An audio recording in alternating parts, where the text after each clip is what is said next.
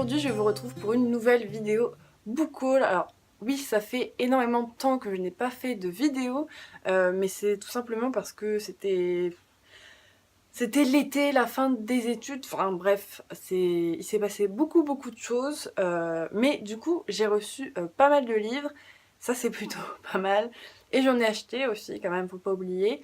Donc je vais vous les présenter tout de suite, et à la fin de cette vidéo il y aura un unboxing, un tout petit unboxing que je crois il doit être emballé depuis, je sais pas, au moins deux mois ou 2-3 mois.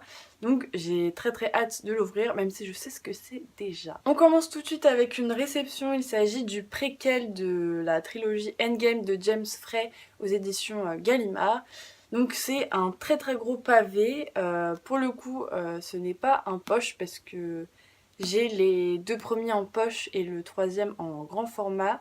Que je n'ai toujours pas lu, et du coup j'ai reçu le préquel. Donc pour le moment, bon, j'ai pas hyper envie de le lire vu que je n'ai toujours pas terminé la saga de base, mais je suis quand même contente de l'avoir parce que en plus c'est plutôt joli. N'hésitez pas à me dire si vous l'avez lu, parce que pour le coup je sais pas ce que ça raconte.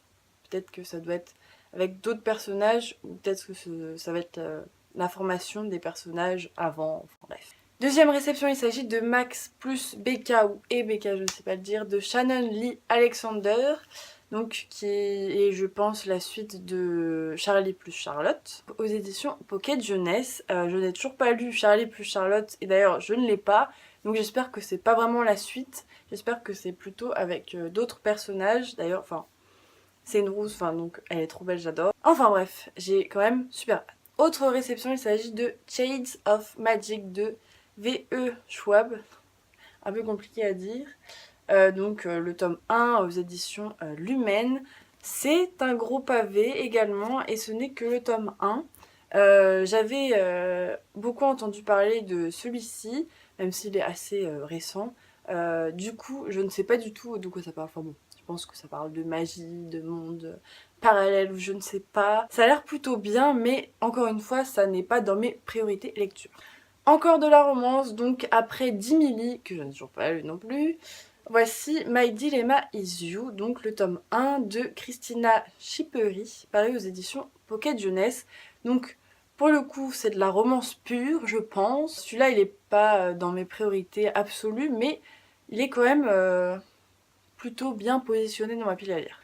Autre réception, il s'agit de Mistake, donc le tome 2 de la saga Off Campus de L. Kennedy, paru aux éditions Hugo Poche. Comme d'habitude, c'est trop mignon, ils sont trop canons, et voilà, je peux les emmener partout.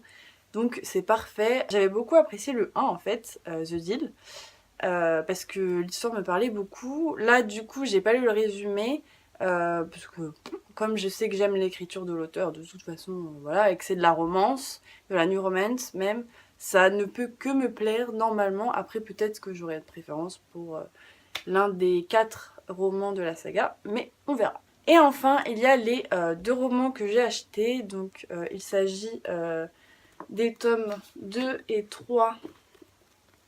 Donc 2 et 3 de la saga Ne me touche pas, de Tahereh Mafi, donc aux éditions Michel Lafon Poche. Alors, je les ai achetés immédiatement après avoir terminé le tome 1, parce que il me fallait absolument la suite. Parce que, enfin, pour le coup, ça a été vraiment un coup de cœur. Je m'y attendais pas parce que c'est quand même une saga qui date un peu quand même.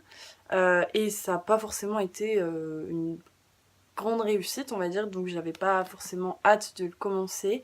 Mais pour le coup, limite j'étais dégoûtée de ne pas l'avoir commencé plus tôt, parce que à la fin du livre, la seule chose que je me suis dit c'est mon Dieu, mais pourquoi j'ai pas commencé avant cette saga, et c'est tellement fait pour moi en fait, enfin, c'est tout ce que j'aime.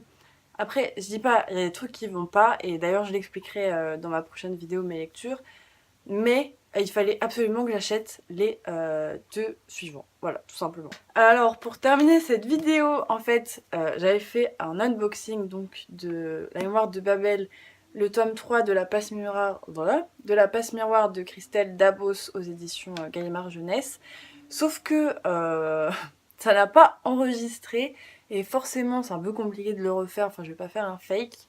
Et sauf que ce que vous n'avez pas vu, c'est que en fait, je ne m'attendais pas du tout à ce livre-là. Comme je vous l'ai dit dans la vidéo au tout début, je pensais que c'était Gemina. Et quand j'ai vu que c'était vert, j'étais là, mais non, Gemina c'est en bleu.